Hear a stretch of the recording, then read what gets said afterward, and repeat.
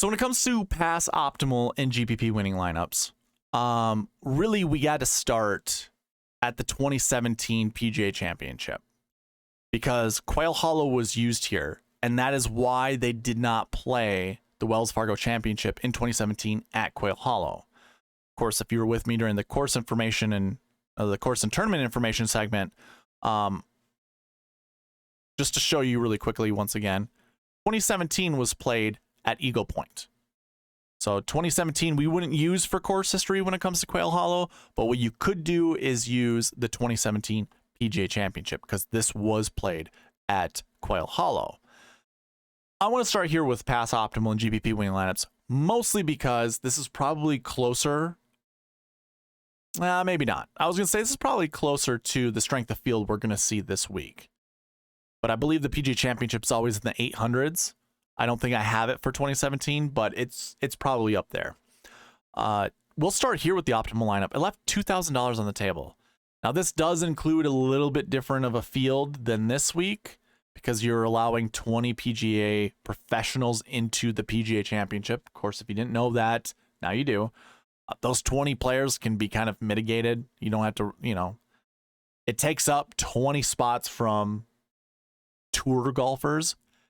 Now, the PGA players, the PGA professionals, they can hold their own to some extent. I mean, we do see those golfers make the cut here and there, but it's not quite the same. Like these tournaments they're not really 1-on-1 the same.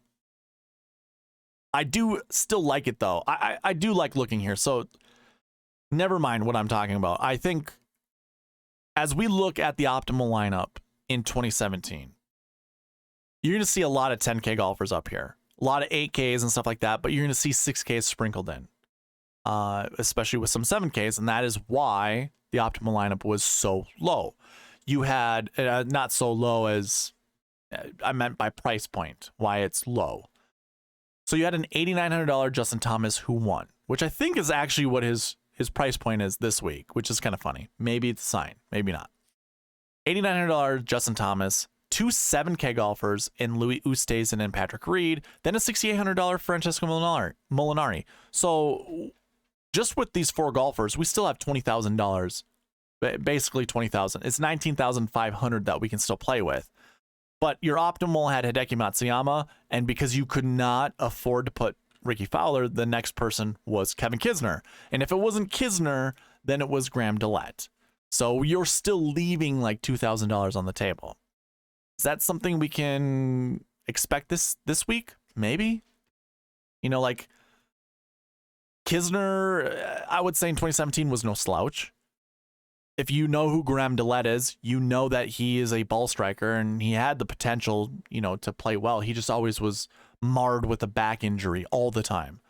Now, obviously, we know the pedigrees of Louis Oosthuizen, Patrick Reed, and even Francesco Molinari. Now, 2017, maybe they weren't really in that form, but obviously we know them now to be pretty good golfers, so that the price point's probably not true to form.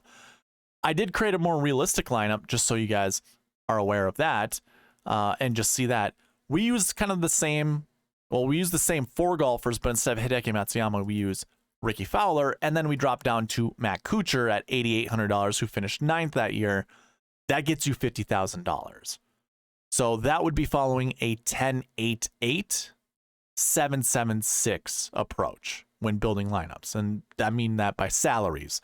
A 10K golfer and above, 2 8K golfers, whatever price point they are in the 8K range, 2 7Ks, again, whatever price point they are, and a 6K, whatever price point that is. One thing to note, JT, $8,900, really close to 9K, obviously. The same goes with Matt Kuchar.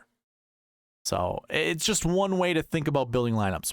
10-8-8-7-7-6. And you all know that I always advocate for the 10-9-8-7-7-6 approach. This is just one off of that. You always can make 2 substitutions. Obviously, we did one with a 9K down to an 8K. It works. So that was your 2017 PGA Championship. Now, getting back to the Wells Fargo Championship, we got to skip 2017 and go right to 2018. So in 2018, your optimal lineup left $1,000 on the table.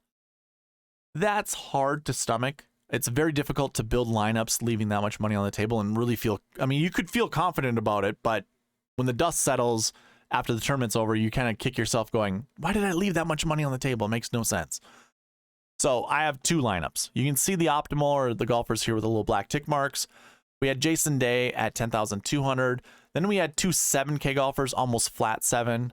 Bryson at $8,000, Phil Mickelson at 92, and then Peter Uihlein at $7,500. So just to recap, 3 7K golfers, an 8, a 9, and a 10. Just to say that in a different, geez, I want to say sort, but that's not the word. In a different combination, that is a 10-9-8-7-7-7 build. So you kind of see it's still kind of, it's hovering around that 10-9-8-7-7-6 approach. Now, a more realistic lineup are all the golfers here with the green salaries, which again, 10-9-8-7-7-7. So again, it still follows kind of that same method, 10-9-8-7-7-7. Let's go to 2019. In 2019, they left $1,500 on the table. So I don't know if it's a Wells Fargo, like a Quail Hollow thing to leave a lot of money on the table, but it's almost looking that way. In 2019, your optimal lineup left $1,500 on the table, and it used a 9K golfer in Sergio Garcia, a 9K golfer in Paul Casey, an 8K golfer in Johnny Vegas, a 7K golfer in Joel Damon, and 2 6K golfers, one who won the tournament, Max Homa, and the other, Jason Duffner, who finished 4th. This left $1,500 on the table. Now, again, a more realistic lineup actually would be using 2 10K golfers, an 8, a 7, and 2 6s. Now, if you're like, I don't see how you can make that substitution, like, you know, this doesn't fit the 2 substitutions. Well, it does. Do you see a 9K golfer on the board? No. So we sub from a 9K up to a 10K. Do you see 2 7Ks on the board? No. You sub a 7K down to a 6K. So that's how you get the 10-10, skip the 9, go to an 8, go to a 7, skip the second 7, and get 2 6s. So that's what I mean by 2 substitutions. Now, you could also just remove Justin Rose and put in Sergio Garcia. I don't know what the point total would have been there, but you would leave $400 on the table and you would go 10-9-8-7-6-6. So you could build a lineup that way. Now, it doesn't really look like you can do much more than that. Maybe we could go with a Justin Rose, skip Ricky Fowler, put in Paul Casey at 9,500, and let's move this 67 to maybe a 78. Yeah, this is 50,000 on the button.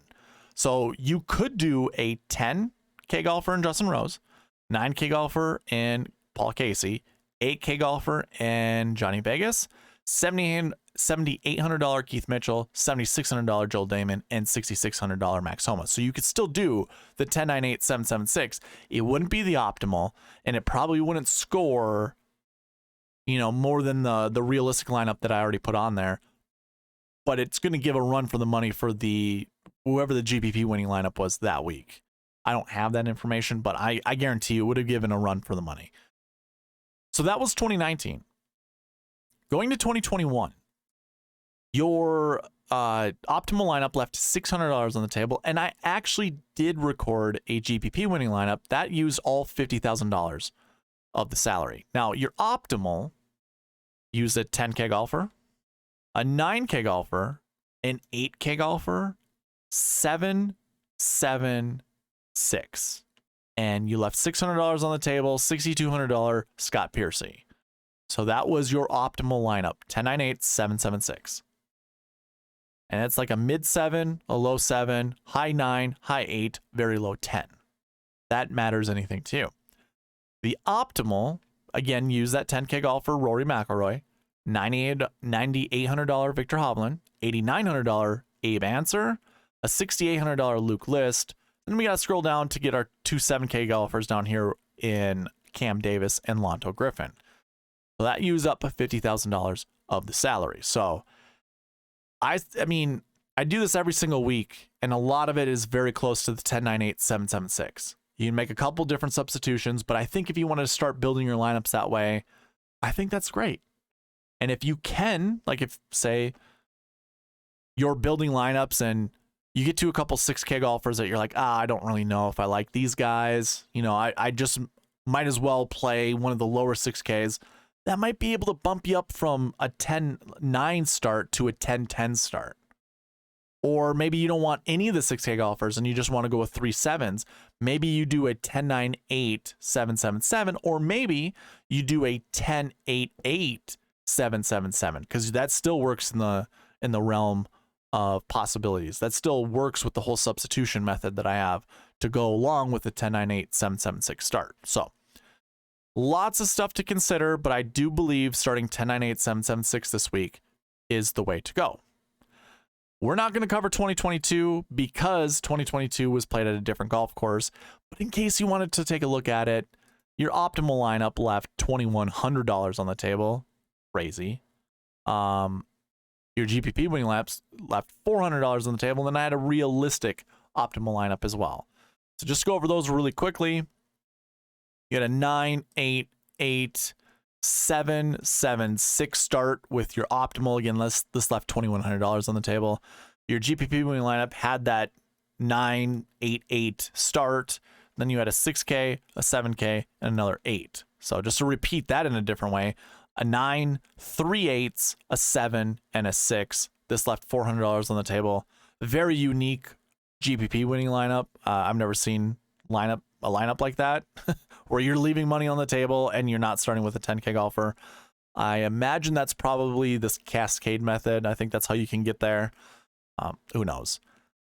A more realistic lineup would have started with a 10, 9, 2 8s, a 7, and a 6. So you can already see it still follows that 10, 9, 8, 7, 7, 6 method, but makes one substitution and it kicks a 7 up to an 8. And that's how you get the 2 8s. And again, it's a flat 8 in Cameron Young. So that will cover the pass optimal and GPP winning lineups.